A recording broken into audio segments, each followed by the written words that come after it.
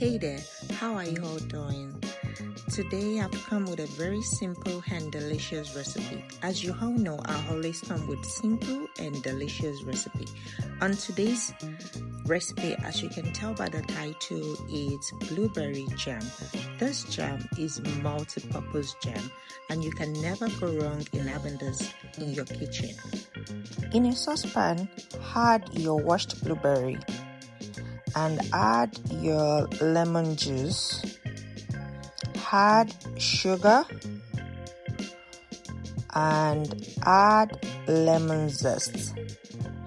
Cover and let it cook for about 15 to 20 minutes on low heat.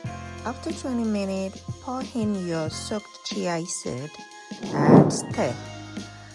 At this point, get your masher and mash your jam. If you like it a bit chunky, you might skip that process.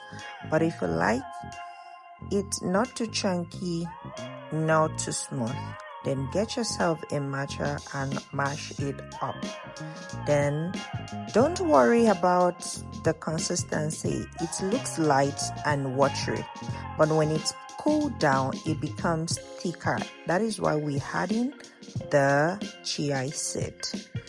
Thank you so much for watching. I will see you in my next video. Bye.